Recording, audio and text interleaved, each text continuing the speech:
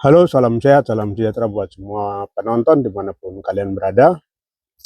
Pada video kali ini kita kembali lagi dengan topik itu mengkritisi pernyataan Lenius Kogoya di broadcastnya Deddy Corbuzier.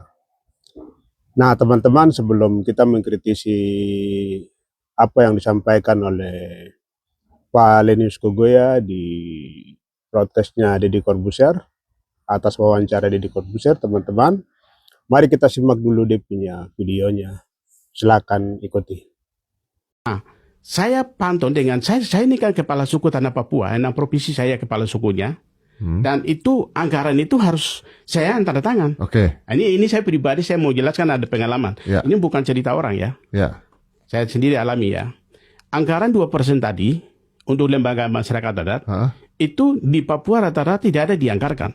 Tetapi laporan masuk ke Mendagri itu ada penggunaan dana. Padahal di dalam anggaran keluarkan Menteri Dalam Negeri itu nama anggaran lembaga masyarakat adat. Ada. Tapi di lapangan sana tidak pernah terima kepala suku.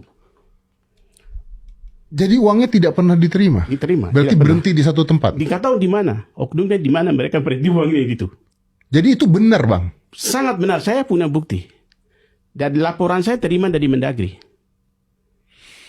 Wah, ini bisa jadi masalah dong. Salah. Karena akhirnya masyarakat yang ada di... Marah. Masyarakat yang ada di Papua Iya. Marah dong pasti dong. Termasuk kemarin orang tua dari Boveningun datang, dia bilang, kami tidak tahu OSUS, tidak pernah terima uang OSUS. Itu wajar terjadi, karena itu undang-undang OSUS saja kita laksanakan. Jadi itu beneran terjadi? Benar, saya ada semua, ada laporannya. Saya ada. Ya, teman-teman, tentunya teman-teman sudah ikuti video pendek yang disampaikan oleh Pak Lenius Kogoya.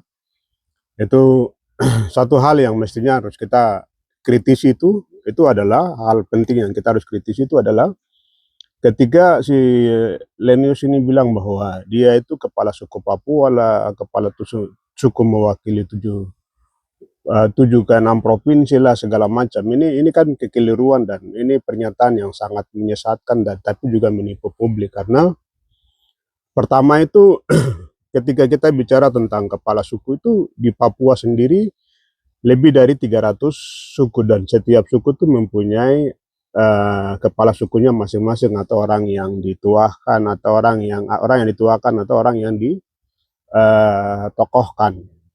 Sehingga Lenius juga kemudian itu tidak bisa mengklaim seperti begitu.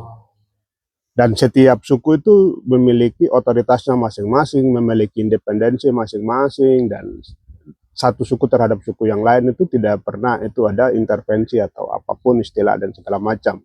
Bahkan sampai dengan misalnya batas-batasan penghormatan terhadap tanah wilayah adat, atau misalnya pepohonan atau alam raya dan segala macam satuan kehidupan. Di situ itu batasan sangat jelas. Jadi kemudian tidak ada itu klaim-klaim satu suku kemudian dia membawai suku-suku yang lain. Itu sangat tidak benar. Yang berikut itu sekarang kita lihat lagi misalnya.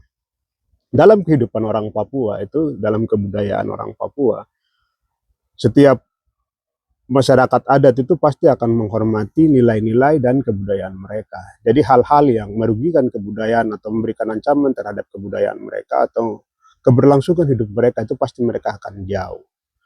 Nah, dalam semangat itu kita bisa lihat bahwa yang namanya tentara Indonesia itu di dalam perspektif masyarakat adat Papua itu hampir sama juga dalam perspektif misalnya hak asasi manusia, bahwa aktor penjahat kemanusiaan di tanah Papua itu adalah state actor, aktor negara. Nah, aktor negara itu alatnya itu adalah orang-orang yang mempunyai kekuatan bersenjata, yaitu tentara dan polisi. Bisa juga lahir karena kebijakan secara sistematis. Nah, kalau sudah seperti begitu, maka bagaimana seorang Lenius Kogoya kemudian itu dia menjadi anggota TNI, tapi kemudian dia mengklaim kalau dia itu kepala suku misalnya. Itu hal yang sangat kacau, karena begitu dia memilih untuk menjadi anggota TNI, itu dengan sendirinya itu status dia sebagai masyarakat adat itu juga kemudian hilang.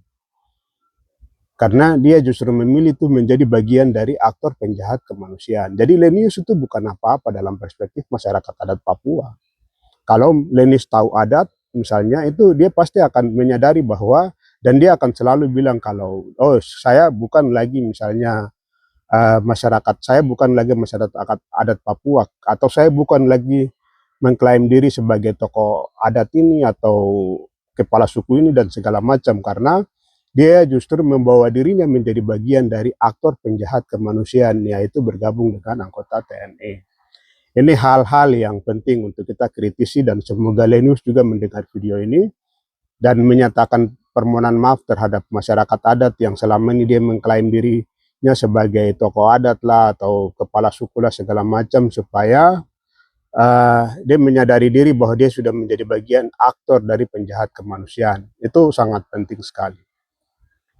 Nah, sementara kalau hal yang lain, misalnya dia bicara tentang anggaran otsus dan pelaksanaan pemerintahan segala macam, itu padahal kalau dalam pemahaman konstitusi Indonesia, konstitusi negara di mana-mana itu masyarakat adat ini kan mereka bukan lembaga pengguna anggaran negara begitu, tapi mereka itu hanya lebih kepada mendapat manfaat daripada kebijakan negara, atau mereka itu target dari pembangunan negara. Mereka bukan orang yang menentukan anggaran atau misalnya menandatangani sebuah pelaksanaan anggaran atau penganggaran dan segala macam.